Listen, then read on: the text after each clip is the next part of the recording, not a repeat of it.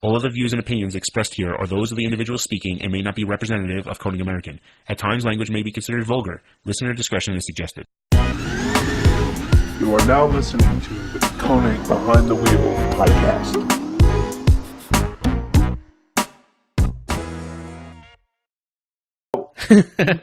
You got Red Atlanta coming up next week. You did get a chance, obviously, to drive that track right in Pro 2.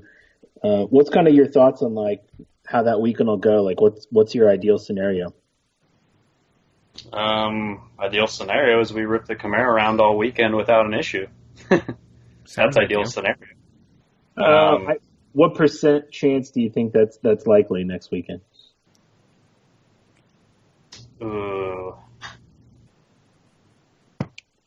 I'm going to say a confident 80%. Okay, sweet. But you never know. So, right. I think 80's pretty strong. The car's up and running, and we had a really good test session the other day. Learned a lot. So, I think we're pretty close to there. What were some of the issues that you had at at OSW in Orlando? We saw the car in practice. For anybody who has seen, there's actually some videos that are circulating of the car in practice. So they were shakedown runs. Clearly, this wasn't like whatever. But at some point, you as a team, you and Napoleon made the decision. All right, you know what? Let's go to Plan B again. Are you able to say what those issues were that kind of made that decision? Yeah. So we. Having the car on track for the first time was nerve-wracking in itself, but I kind of played it safe and went out and kind of was doing half laps, and we had set a safety, kind of a safety barrier in the car as far as there's a large fuse for amperage draw that the battery pack can draw through the inverter, and we set a fuse in there for safety so we didn't overdraw the batteries to create heat. We set it really low and we set it too low to where we just popped a safety fuse. And then when we put the new one in, which is still on the safe side, but it was a bigger jump than what we had in there. So we're like, okay, cool, that problem's fixed. So ready to go, and then we started kind of dialing the car and gripping the car up a little bit, and then just ran into like an intermittent issue that was really weird that we hadn't experienced before. The car was just doing some stuff we weren't comfortable with. Nothing from a safety standpoint, from like a drivability standpoint. So we didn't feel comfortable as a team pushing it and trying to combat that issue for competition.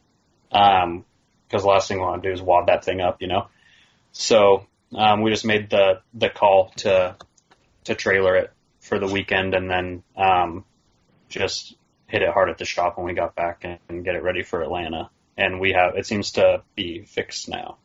Right, and so that's where you're at going into Atlanta. So. Now it's just a matter of seeing. So have you spent a lot? I know you've been down in Texas for a little bit now. Have you spent obviously more time kind of getting that seat time under the belt? Yeah.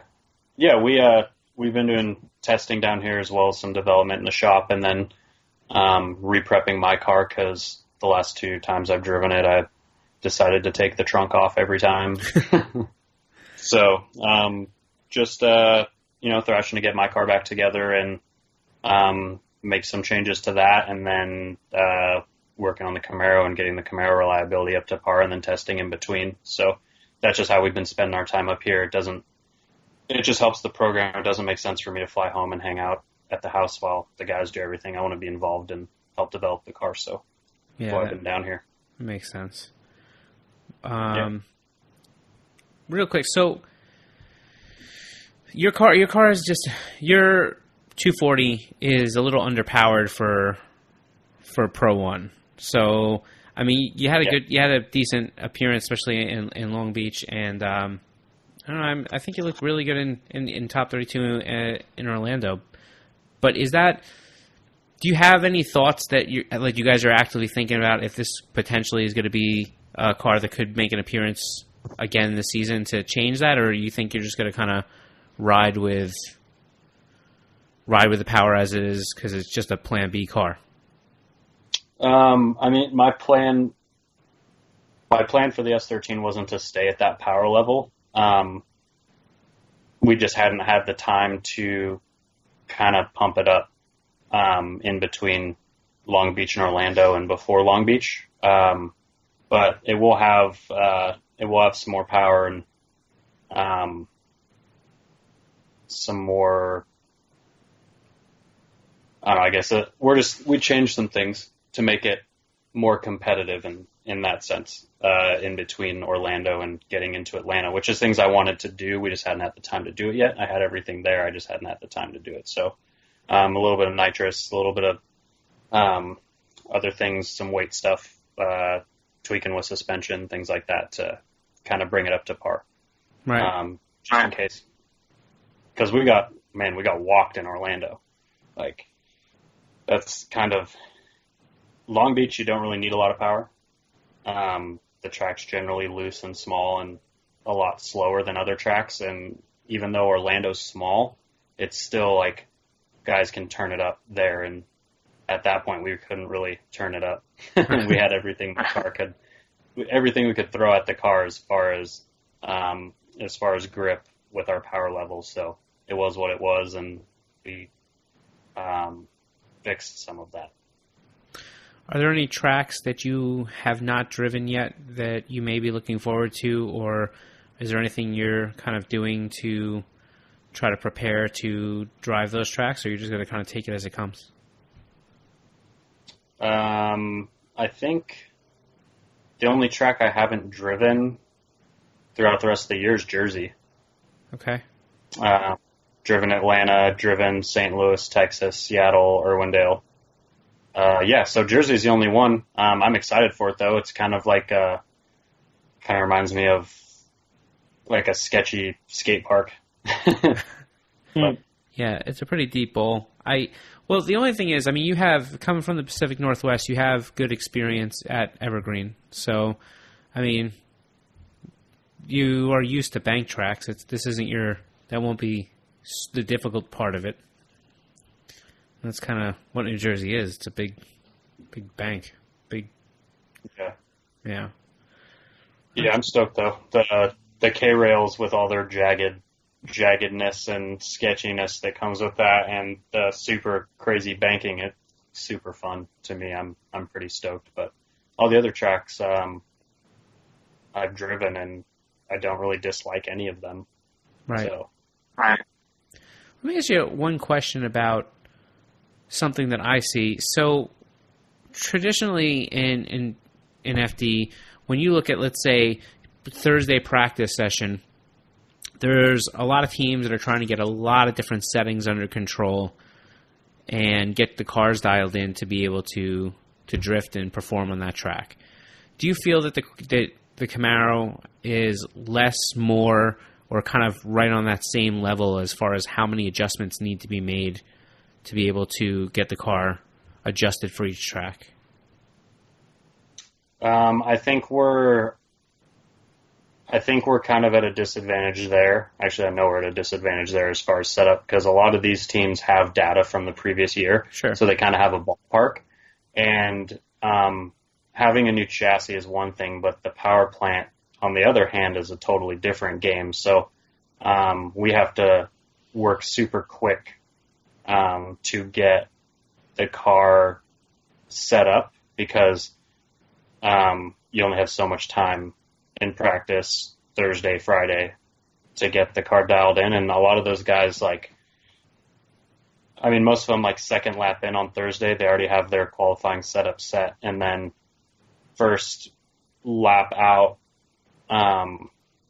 in Saturday morning practice, they're already in the ballpark and make a couple changes, maybe the next couple laps, and they're already ready for comp. So those guys are pretty quick, and with all the data they already have gathered, we have to make our own data because it is new. Right. Do you see that especially like with the electric motor and where it's mounted in the rear and some of those things, do you see that really changing the way, like the car squats or handles or performs in essentially, in difference from having the engine? I mean, you guys replicated the weight of the engine by putting the batteries in the front engine compartment, but there's a lot of things that are different. Obviously, you got the weight balanced out, but sometimes the power and how the power is applied to those wheels kind of changes the way the car squats, bump steers, stuff like that. Have you seen anything differently there that changes? Yeah, I mean, for the most part, since the car is so balanced to a normal chassis, a lot of it's just kind of like just learning the suspension and tuning in this new suspension design. Obviously like the instant amount of torque and the way it comes in so aggressively does have some effect on the suspension stuff, but for the most part, we're just figuring out the chassis itself. Yeah. I mean, a lot of these guys that have the supercharged V8s with nitrous for the bottom end, a lot of those guys are making, 700-800 foot-pounds, like really low also. Right. So it's not like we're super off it's not like we're a crazy outlier when it comes to that, but it does have a little bit of an effect, but mostly we're just learning the suspension on the car since it's a new Camaro and no one's really drifted one before. Right. It's interesting. It's like I was thinking about that question because when we were selecting wheels to go on the car, one of the decisions and why they had to run, because you run very uncommon, there's been a few cars maybe that have run 20s, but you guys run 20s in the rear, 19s in the front. And one of the reasons they had requested that has to do with overall wheel speed and revolutions to that extent. So they were kind of tuning and matching in that capacity. So I was like, well, there's probably a dozen other things that have that same type of effect that you wouldn't necessarily have to equate to in a regular standard powered car. Yeah, with us having one gear, tire size has a lot of play in the drivability of the vehicle. So we had to specifically pick our tire diameter to best suit the car for all these tracks overall. Yeah.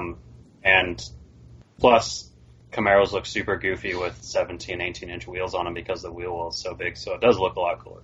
Right. Do you guys ever see the wheel size being something that you could use to tune the vehicle, or is it just not going to work that way?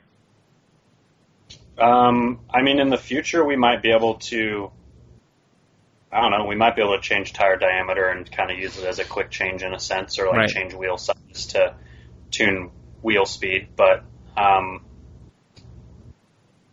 that's all down the road. We haven't really got there yet. We're still perfecting the basics. Right. But that could be a future thing that we have talked about. With the lack of test time, obviously you don't get to drive a lot at a Formula D round. I know you said you've been doing some testing, but have you guys looked at either, trying to do some events maybe like Hyperfest or Grid Life or No Coast Bash, or maybe doing some Lone Star Drift stuff? Will there be other times people could check out the car, assuming they're not in a Formula Drift area? Yeah, we're kind of as the weeks go on, we kind of develop our schedule more and more throughout the year. I'd like to hit some Hyperfest and Pro Bro Down and Grid Life style events and things like that throughout the year. It all kind of depends on when we mesh as far as scheduling the team. The guy that does all of our logistics and everything, they have it squared away. So I'm hoping to get to a few. I'm sure we'll be able to make some work throughout the year because more seat time the better in this thing, and the team definitely agrees with that.